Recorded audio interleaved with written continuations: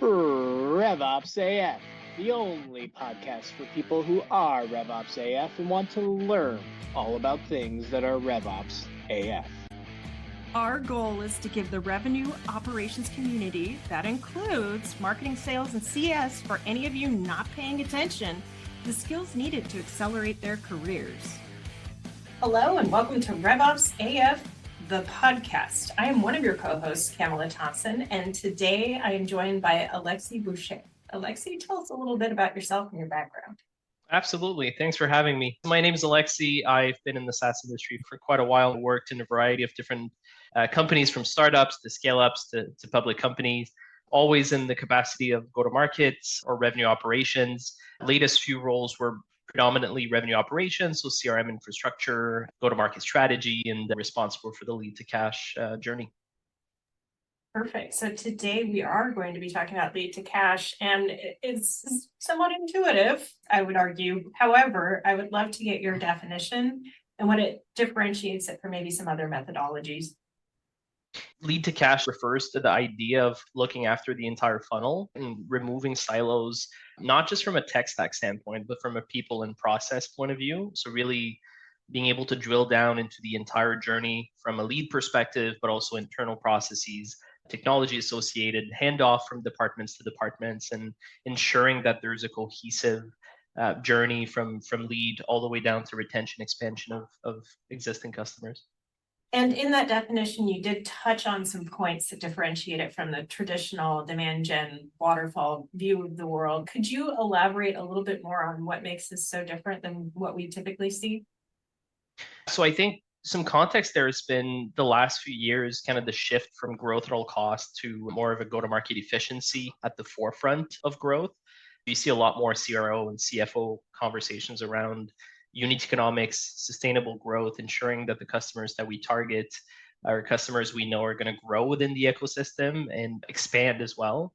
That kind of snowballed the entire conversations around how to track ICP throughout the entire funnel, how to ensure that we attract the right customers and we stop kind of spray and praying, but we become a lot more targeted about how we acquire customers, convert them, and retain them.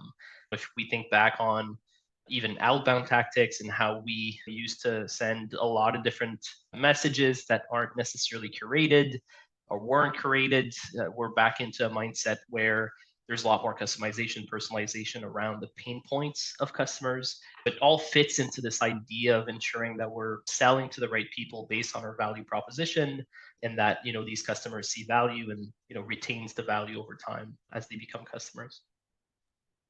So thinking about the demand gen funnel, how does this differ in terms of KPI measurement and what we're focusing on for core metrics as a business?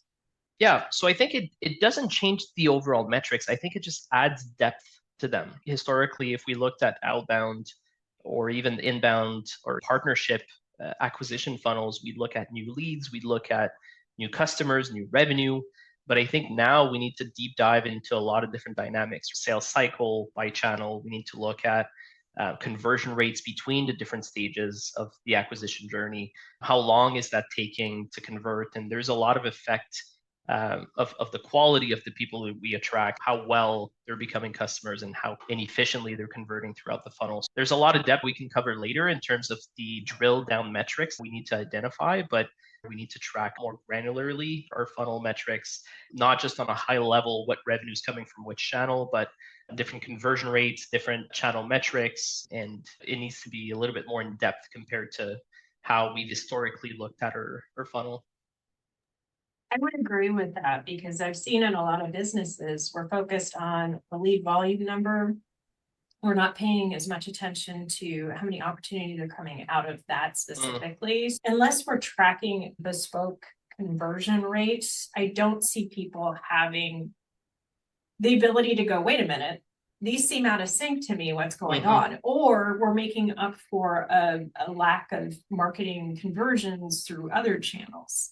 Speaking of the more detailed metrics, let's get into that a little bit. Tell me what people typically do that you see and what you typically recommend to augment what they're already doing. Yeah, question, and you're spot on. The reality is that when you start getting into those meetings where each department head is presenting their own metrics, I think everybody tries to look good independently based on what they're measured on. And I think there's an understanding or a belief that if you're measured and incentivized on this very metric, if you're doing well, the business is going to do well. But the reality is that when we start uncovering the dynamics this creates in a flow of leads all the way down to customers, there's a lot of friction based on these handoffs. As AEs are incentivized to close new business, maybe they dig a little bit less in terms of what's going to be feasible for the product when it comes time to onboard and to retain customers. And they're not incentivized on that, but they're incentivized on bringing new revenue. The rise of revenue operations and revenue architecture and seeing the entire lead to cash flow is meant to remove the beliefs that each department have their own ownership, maybe keep some sort of incentive plan around what they're responsible for, but ensure that there's cohesion horizontally in terms of how things are progressing. And I think when we talk about the metrics and we go back to your question and the main topic, the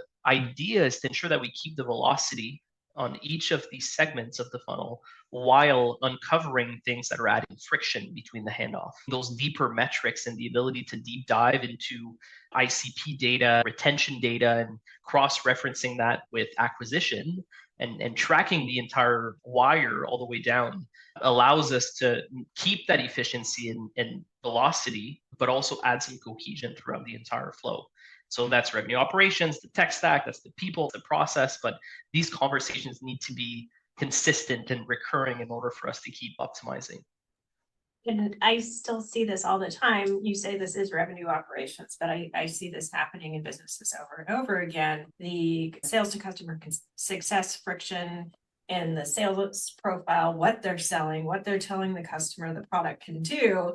And then on the marketing side, it's definitely, if we give marketing a qualified lead goal, the focal point is going to be lead volume, not necessarily quality and whether or not those convert down funnel. What are other kind of friction points you see created through misalignment on a lot of these things? Good question. For marketing, I think it's a little bit trickier because there's that whole notion of time and stage, right? We know that the leads are not going to be converting to actual customers for a long time. So that's what we're making based on conversion rates. If we think conversion rates of MQL to SAL or customer is 10 to 15%, we're targeting marketing to come up with these amounts of leads so that we hit our targets, 2, 3, 4, 6 months down the road.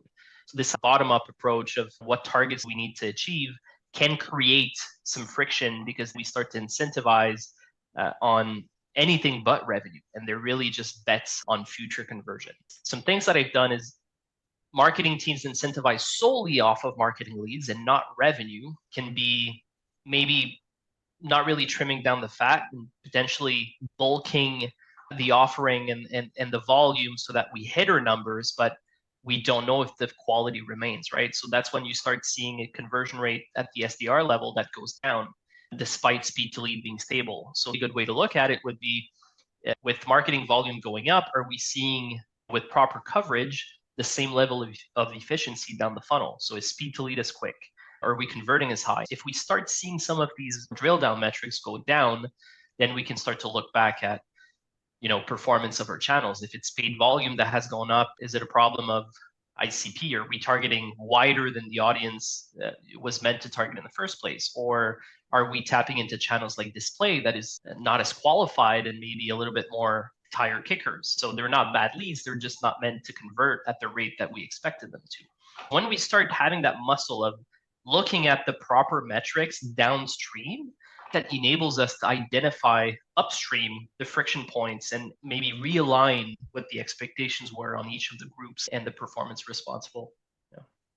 There's a couple things I want to emphasize that you pointed out so eloquently, but I just want to hammer it home. As somebody who's moved from operation roles to VP of marketing, defending marketing in the boardroom, I can confirm that when I had to give my team lead goals, because that's what we could measure at the time, the behavior that my team demonstrated changed drastically when we had pipeline measurement and they were given that goal. It's just human nature to not necessarily be able to look up at the 20,000-foot view and say, is this good for revenue or not? And really be motivated by that sentiment if they're not compensated and judged. Yeah. So 100% totally agree with you. The other piece there that we always make fun of marketing for not knowing their numbers, but it is very difficult. So a lot of CEO, CFO, they want marketing to tell them, okay, for every channel I put money in today, how much am I going to get out tomorrow? Mm-hmm. Marketing tactics take 3 to 9 months to really pay out, particularly ABM plays where you're doing an omni-channel approach, trying to get sales to coordinate with you, working through that process. It's very difficult. Have you seen companies that have figured out the marketing measurement piece, or are we still in search of a gold standard? That's such a good question. And I have a lot of thoughts on this, but maybe to tackle the first part, I think I agree with the reality that we need to track marketing performance, but I just think that we need to do it directionally rather than put all our eggs in the same basket when it comes to lead volume. And I think that's going to play into the second part of your question. There's more and more a notion, especially up market, and if we exclude the SMB segment, of multi-touch, and what we hear more and more, this notion of outbound touches, inbound touches, partnerships, and brand having an effect. I've seen the power of brand have an effect and a halo effect on performance marketing, outbound. A good example would be Toast in the US. They have a huge field sales model, but they complement that with a pretty intense brand approach as well. And so they do local events, and they're strong when it comes to pushing their logo into subway stations and buses and whatnot, and they keep a very local approach. And I think that works beautifully well because they complement the outbound approach where people probably already have seen the brand somewhere, and this complement of touch points enables people to have a little bit more warmth when it comes to brand response and even outreach response. Back to your question, the reality is that we can't measure everything. We need to have trust and faith at the leadership level that these are important touch points throughout the life cycle of a prospect before they convert. Especially nowadays, you need to have a few touch points validated. You need to have seen it from somewhere else. Maybe a peer has validated or shared or liked something, and then probably someone has outreach. But the sum of all this is oftentimes what leads to conversion, or at least a response to a messaging piece. And so for me, marketing is one of the groups responsible for conversion, but not the sole group responsible to create demand. It's a sum of it all. I couldn't agree with you more, because there shouldn't be an opportunity out there that marketing hasn't influenced in some way. If there are, then we have a problem. It's always easier to sell to people who are already familiar with the brand in a positive way.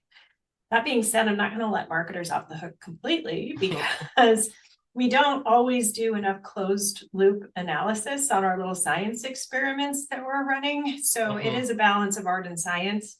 And a lot of times, marketers need to be more self-aware about their strong and not so strong points, and pair with analytical people when they're not comfortable with the data, and challenge themselves to lean into it and try to pick it up.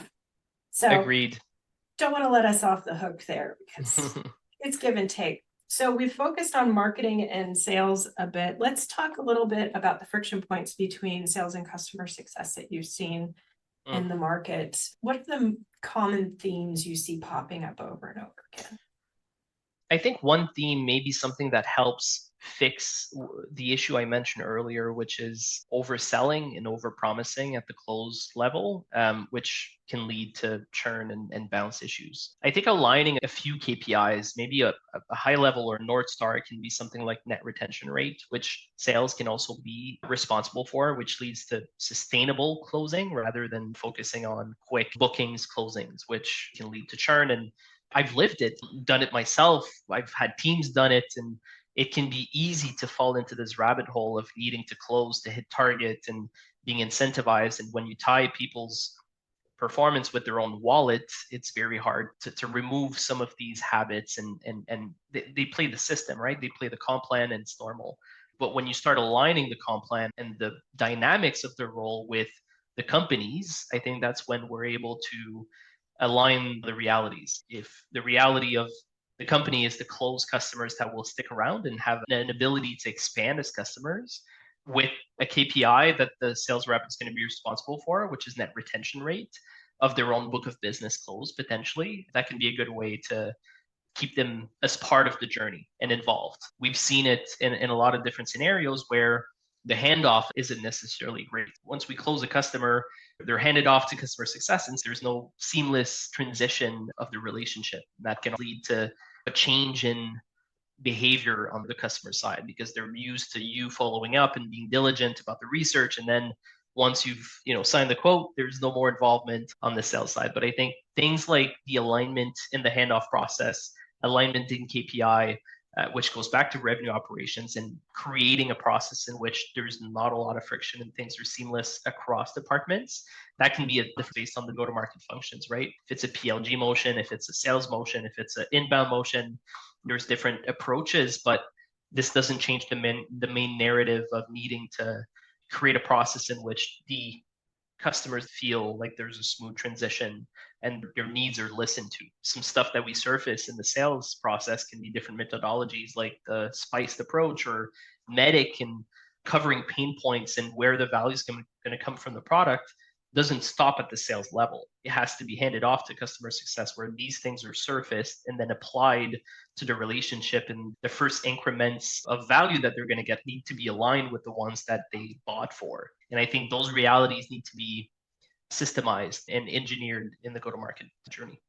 And it's interesting because that sounds simple from a surface level, but it is so hard to find elegant solutions to this. I've seen clawbacks instituted with small companies where we had other clients trying to back out of contracts. Mm-hmm. It was within the first few months. If they backed out, you had a clawback. And that can be very demotivating and hard on the seller. But it's also difficult to hold a sales manager responsible for net retained revenue and have them be responsible for pushing the onus down to the rep. Have you, just curious, I haven't seen anything work super well. Have you seen something where you're like, yeah, this makes sense, we should scale this? There's always a gray zone, right? There always has to be room for objectivity. The role of RevOps is to remove as much objectivity as possible and keep things subjective, right? And black on white. But there's always a notion, and attribution is the same thing, right? Who gets the attribution of a deal or a lead? That's a conversation on the marketing front we can keep for later. When it comes to clawbacks and recognized revenue, the process can be engineered, but I think there's always going to be this reality in which we need leaders' alignment on making calls sometimes in terms of where the ball falls. And I think we can improve processes as much as possible, but there's always going to be a need for alignment at the leadership level. There's always going to be deals or leads falling right on the edge or the fence. And, you're never going to get a perfect attribution model. You're never going to get a perfect handoff process, but the goal is to get as close to as possible to a process that can be scalable. And I've seen the clawback work. I've seen it not work.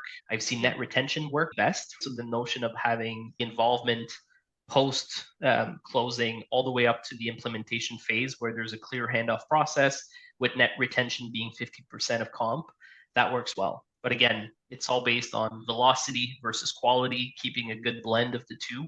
If that can be done, then back to your question, that's scalable. It's always very personal based on the business reality. There's always little nuances that create, variations of the model, but these are conversations that need to be had internally and consistently. It needs to be iterated on every 3 months or 6 months. If there's a change in comp plan, it needs to be back to processes to ensure that there's no friction or drop off happening because of it. And I think as operators, it's really easy to get stuck in a trap of just looking at the numbers and coming up with recommendations based on that. You really need to look up, and context is everything. So if morale is super bad, maybe we address enablement needs, some product feature gaps, some other things first before we start hammering on the sales team. I think reading the room is a crucial Mhm. part of this.